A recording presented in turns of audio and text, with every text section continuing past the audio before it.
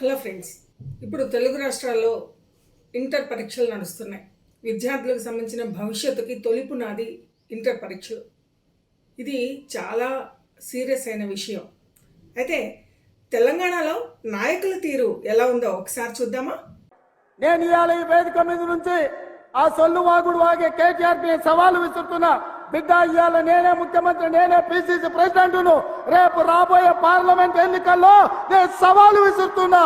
నీ చేతనైతే దమ్ముంటే, నువ్వు మగోడు అయితే ఈ తెలంగాణ రాష్ట్రంలో బిడ్డ ఒక్క సీటు గెలిచి చూపించు.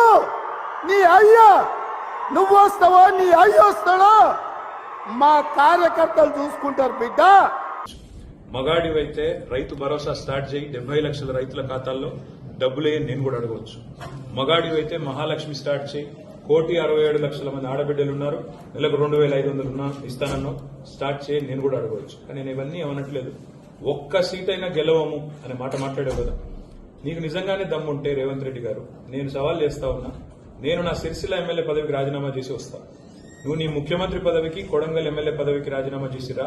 నీ సిట్టింగ్ సీటు మల్కాజ్గిరిలో ఇద్దరం కొట్లాడదాం. ఆ ఒక్క సీట్లోనే తేల్చుకుందాం. ఈ రాష్ట్రం అంతా అతలాకుతలం చేయాల్సిన అవసరం లేదు. ఆ ఒక్క సీట్లోనే నేను వస్తాను మా పార్టీ తరఫున, నీ తరఫున నువ్వురా, నీ కాంగ్రెస్ పార్టీ తరఫున. అక్కడ తప్పకుండా తేల్చుకుందాం. ఎందుకంటే నువ్వు మొగాడివా అంటూ ఒకళ్ళనొకళ్ళు చాలా పరీక్షలు చేసుకుంటున్నారు. నువ్వు మొగాడివా అంటూ ఒకరిపై ఒకరు ప్రతి సవాలు విసురుకుంటున్న ఈ అధికార పక్షం ప్రతిపక్షం నాయకులను చూస్తున్నాం. అయితే వీరెందుకు ఈ సవాలు విసురుకుంటున్నారు అనంటే, వీరి రాజకీయ జీవితంలో ఒక పరీక్ష ఎదురైంది. అదేంటంటే రేపు పార్లమెంట్ ఎలక్షన్స్. ఈ పార్లమెంట్ ఎన్నికల్లో వారికి కావాల్సినన్ని సీట్లు కనుక సంపాదించుకోలేకపోతే వారి అస్తిత్వం, వారి ఉనికి ఒక రకమైన సంకట స్థితిలో పడిపోతుంది. అందుకే ప్రజలని వేల కొద్దీ, లక్షల కొద్దీ బహిరంగ సభలకు తరలిస్తూ ఒకరిపై ఒకరు ఈ రకంగా సవాళ్లు ప్రతి సవాళ్ళు విసురుతున్నారు. మరి రాష్ట్రంలో పరిస్థితి ఎలా ఉందో చూద్దామా? అంటే ఎగ్జామ్ 9కి ఉంది, 20 నిమిషాలు బస్సు అన్నారు, ఇంకా బస్సు రాలే, ఇంకా వస్తలేదు. ఇంకా ఇంత లేట్ అయితే మాకు 1 మినిట్ అయితే ఏమో గంట అయితే మేము వచ్చి. ఇప్పుడు ఏం టైం అవుతుంది? 7:20కి వస్తే అప్పటి వరకు అంటే 40 మినిట్స్ ఒక్క బస్సు కూడా లేకపోతే ఎట్లా మాకు? ఆడ 1 మినిట్ అయితే మాకు ఏమో రానియరాలే. ఎక్కడ వెళ్ళాలి మీరు? మిట్టపల్లి. తిమ్మాపురా. ఏ పేరమ్మా నీ పేరు? పావని. తిమ్మాపూర్. కొంచెం ప్రాబ్లం ఉంది సార్. Sir please sir. సీన్ సార్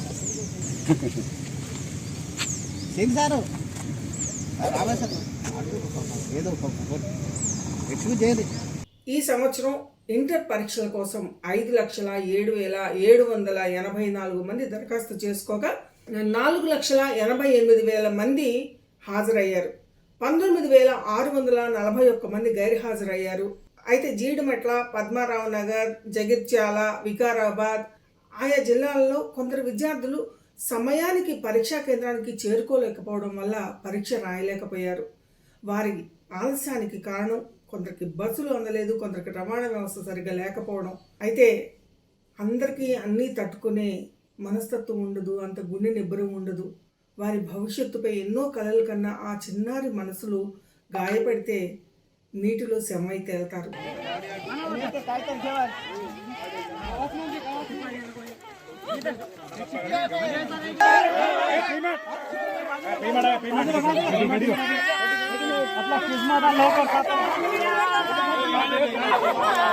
రాష్ట్రంలో ఈ గర్భశోకాన్ని ఆపేదెవరు? ఒక్క 2 నిమిషాలు, ఒక్క 5 నిమిషాలు, ఒక్క 9 నిమిషాలు. ఇది చిన్నారుల జీవితాలని, భవిష్యత్తుని, వారి ప్రాణాలను కూడా పణంగా పెట్టే సమయం. ఈ విషయంలో వారికి ఏం తెలుసు? చదువుకోవడము, సమయానికి కాలేజీకి వెళ్ళడం, పరీక్ష రాయడం, ఉత్తీర్ణులు అవ్వడం, భవిష్యత్తుపై ఎన్నో ఆశలతో ముందుకెళ్ళడం తప్ప ఆ వయసు పిల్లలకి ఏం తెలుస్తుంది? అయితే ఈ విషయంలో బాధ్యత వహించాల్సింది ఎవరు? తల్లిదండ్రులు, ప్రభుత్వం, పాలకులు. అంటే తల్లిదండ్రులు బాధ్యతగా తమ పిల్లలను చదివించి, కాలేజీలకు పంపించి, పాఠశాలలకు పంపించి వారిని ఒక సక్రమమైన రీతిలో పెంచడం తల్లిదండ్రుల బాధ్యత. అలాగే విద్యార్థులకి రేపటి నవతరానికి సంబంధించిన సౌకర్యాలని సమర్థవంతంగా ఏర్పాటు చేయడం పాలకుల బాధ్యత.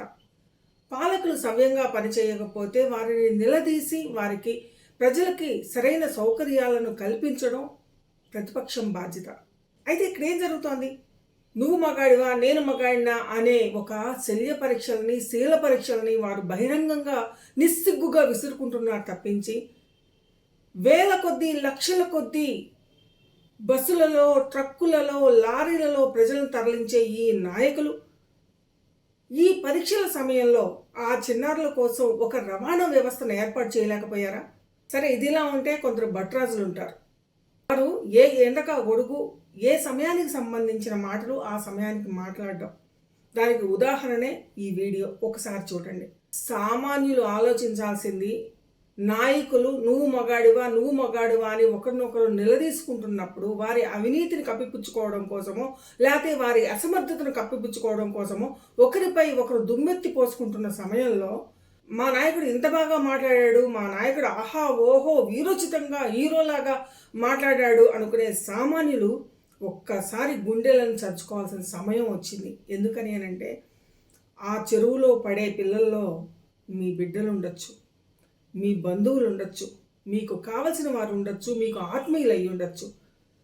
మీ శోకాలకి కారణం మీ బాధలకి కారణం మీ గాథలకి కారణం ఈ పాలకులు మాత్రమే. వీరిని నిలదీసి అడగాల్సిన ఆ చేతులు వారి వెనక భట్రాజుల్లాగా చప్పట్లు కొడుతుండటం మీ పిల్లల ప్రాణాలకి మీ పిల్లల భవిష్యత్తుకి సమాధి కట్టడమే అవుతుంది. రాజకీయ నాయకులుగా మీరు పాస్ అవ్వడం కోసం సామాన్యులను బలిపెట్టడం ఎంతవరకు విఘ్నత విచక్షణ మీ సమర్థతకి గీటురాయి అనేది నాయకులు ఆలోచించుకోవాల్సిన సమయం ఇది. ఈ విషయంలో తప్పనిసరిగా గత పాలకులు ప్రస్తుత పాలకులు ఇద్దరూ కూడా విఫలమైనట్టే లెక్క. ఆర్టీసీ బస్సులు మహిళలకు ఉచితం అంటూ వీరోచితంగా ప్రకటించిన ముఖ్యమంత్రి రేవంత్ రెడ్డి విద్యార్థుల పరీక్షల కోసం సరైన రవాణా సౌకర్యాన్ని ఏర్పాటు చేయలేకపోవడం తప్పనిసరిగా వైఫల్యమే. అలాగే తమ సభల కోసం వేల కొద్దీ లక్షల కొద్దీ జనాలను తరలించే క్రమంలో అత్యుత్సాహం ప్రకటించే మీ నేతలని విద్యార్థుల పరీక్షల కోసం వారి ప్రాణాలను నిలబెట్టడం కోసం వారికి మానసిక స్థైర్యం కల్పించడం కోసం మండలాల వారీగా మీ నాయకులు లేకపోవడం అది కూడా ప్రతిపక్షంగా వారి వైఫల్యమే.